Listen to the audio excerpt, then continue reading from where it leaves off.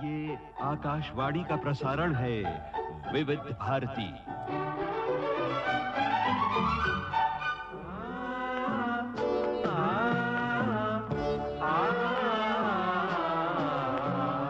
संगीत सरिता।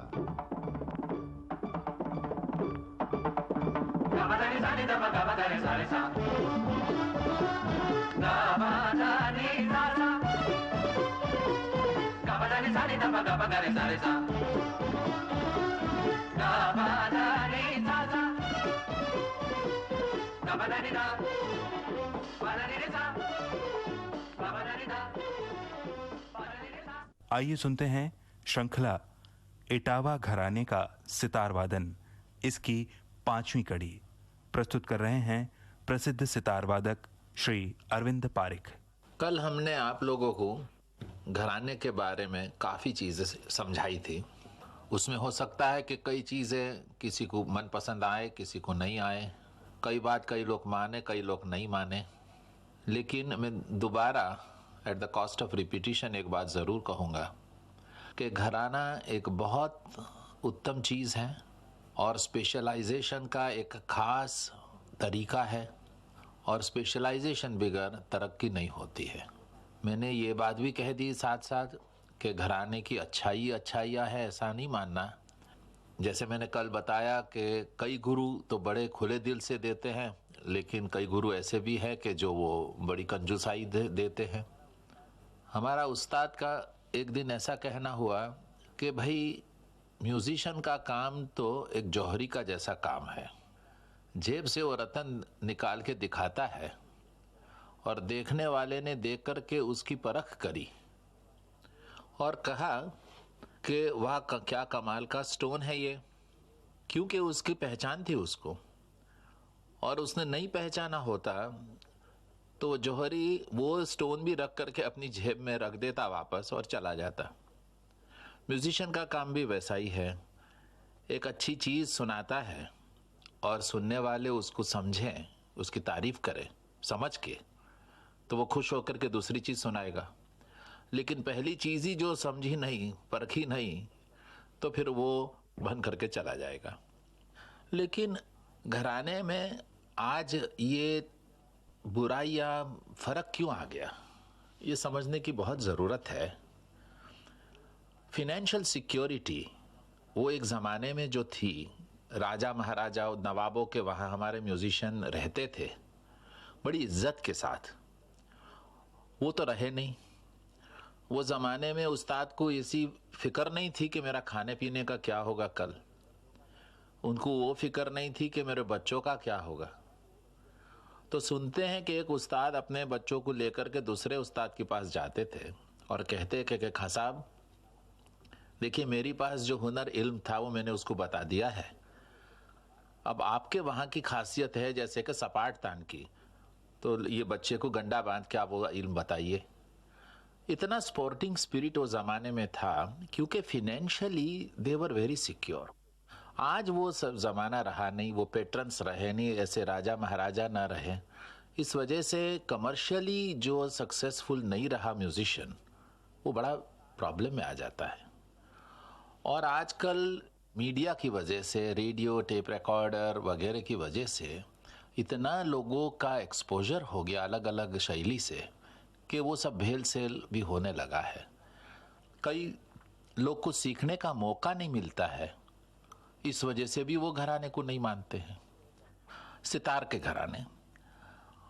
के घराने आजकल जो सुनते हैं उसमें हमने जहाँ तक समझा तो करीब 6 या 7 घराने वैसे मिलते हैं हमको कि जिसके बारे में हम कुछ जिक्र कर सकते हैं।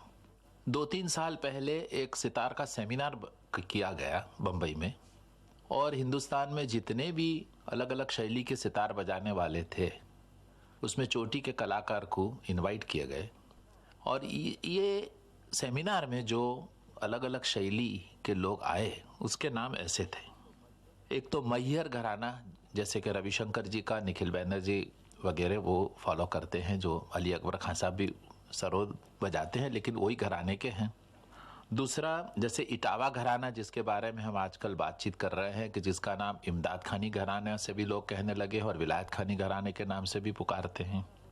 तीसरा हो गया सेनिया घराना, जो मुश्ताक अली खान साहब कलकत्ते वाले, जिनका अनफॉर्चुनेटली ही पास्ट अवे थोड़े साल पहले, तो वो एक सेनिया घराने से, मतलब तानसेन जी के जो वंशज के घराना था उनसे लगे हुए हैं, इसलिए सेनिया घराने की एक शैली कही जाती है।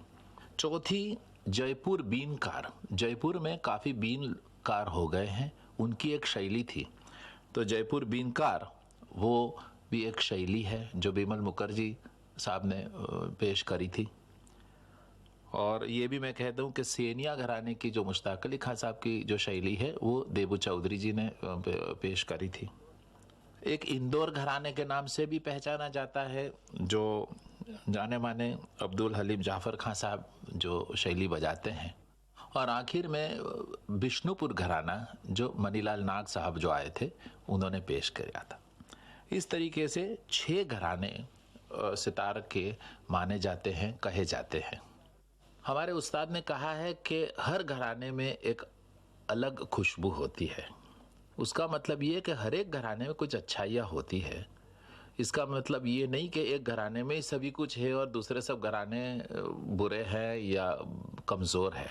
ये कहना बहुत ही गलत होगा। हर एक घराने में एक अपनी अपनी, मैंने जैसे पहले बताया, स्पेशलाइजेशन की बातें होती है। इसी तरीके से ये जो अलग अलग सितार की स्टाइल, शैली, घराने जो है, उसमें भी हर एक में एक एक खुशबू है, उसमें कोई शक नहीं है। तो इटावा घराना, मैंने शुरुआत में पहले एपिसोड में बताया था कि इटावा एक बहुत नामी शहर नॉर्थ इंडिया में था और आज एक छोटा सा शहर बन गया है, लेकिन आज भी मौजूद है।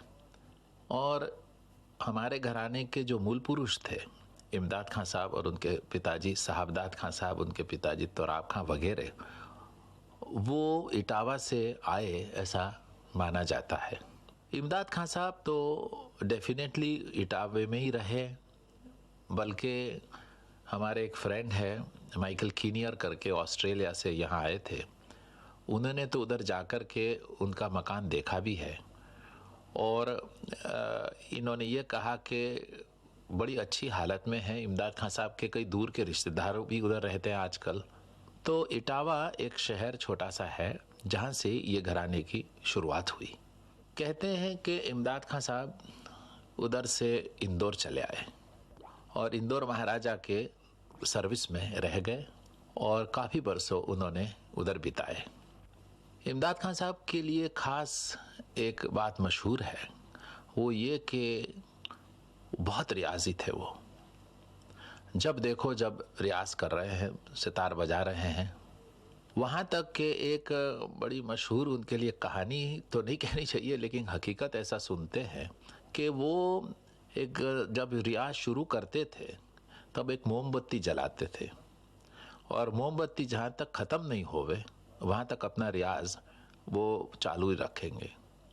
तो कहते हैं कि एक दफ़ा ऐसा शाम के वक्त रियाज करते थे वो, उसके बीच में खबर आई कि उनकी बेटी बहुत ज़्यादा बीमार जो थी वो बहुत ही सीरियस हो गई है और उनके घर वालों ने कहा कि खां साहब आप चले आइए, बच्ची का मुंह देख लीजिए, बहुत ज़्यादा सीरियस है। तो कहते उन्होंने ये जवाब दिया कि मेरा रियाज जहाँ तक ख़त्म नहीं होगा वहाँ तक मैं नहीं उठता।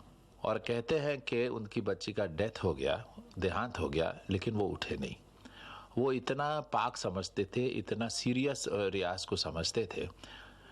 कहने का मतलब ये है कि ये लोग जो हो गए बड़े, वो गाने बजाने को एक बड़ी पवित्र चीज़ समझते थे। उसको एक क्या कहना चाहिए, एक सेवा प्रार्थना भगवान की समझते थे और उसी तरीके से उसका पालन करते थे।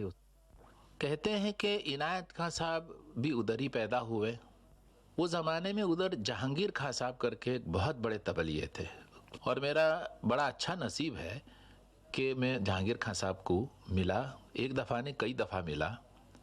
मेरा ये भी बड़ा सद्भाग्य रहा है कि 2-3 दफ़ा मेरे साथ जहांगीर खां साहब, उनकी बहुत ज़्यादा उम्र थी उस ज़माने में, लेकिन मेरे साथ तबला बजाए भी प्रोग्राम्स में।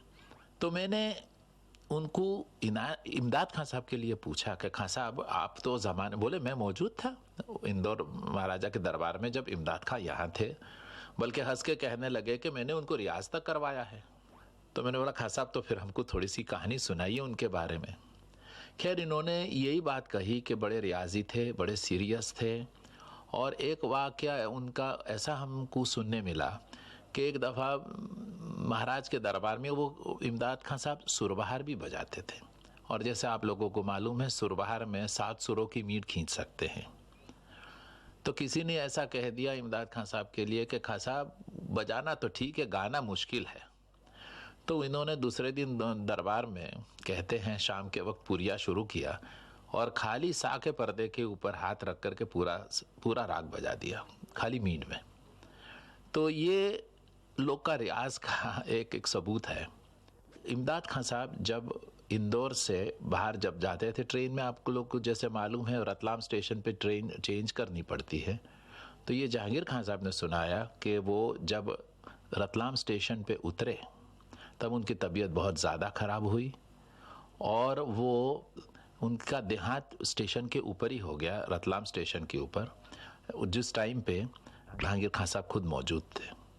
तो ये इटावा घराना या इमदाद खानी घराना जो हम कहते हैं, वो घराने के एक तरीके से देखो तो मूल पुरुष इमदाद खान साहब कह सकते हैं। साहबदाद खान साहब भी थे, तोराब खां वगैरह, लेकिन उनके बारे में इतनी मालूमात नहीं है हम लोगों को। इमदाद खान साहब का तो फोटोग्राफ्स भी है। एक फ़ोटोग्राफ मेरे पास अभी अभी आया है मीरठ से, जो उनके यंग डेज़ के अंदर वो सुरबहार लेके बैठे हुए हैं। वैसे थे इमदाद खान साहब, वैसे थे ये घराने के मूल पुरुष। बहुत रियाजी, बहुत ही ज़्यादा राइट हैंड के ऊपर काम करने वाले, बहुत तैयार। और कहते हैं कि उन्होंने ज़िंदगी भर 2 राग ऐसे बजाए, यमन और पुरिया, कि कोई भी कॉन्फ्रेंस में इमदाद खान साहब का नाम आ गया तो कोई और ये 2 राग नहीं बजाते थे। ये 2 राग के ऊपर स्टैंप हो गया था इमदाद खान साहब का जैसे। तो वैसे थे इमदाद खान साहब। आज का हम एपिसोड यहीं ख़त्म करेंगे। अगला एपिसोड में हम इमदाद खान साहब के जो शहजादे थे इनायत खान साहब, उनके लिए हम बातचीत करेंगे। बहुत बहुत नमस्कार। इटावा घराने का सितार वादन, अभी आप इस श्रृंखला की 5वीं कड़ी सुन रहे थे। विविध भारती के संग्रहालय से प्राप्त इस कार्यक्रम की प्रस्तुतकर्ता छाया गांगुली।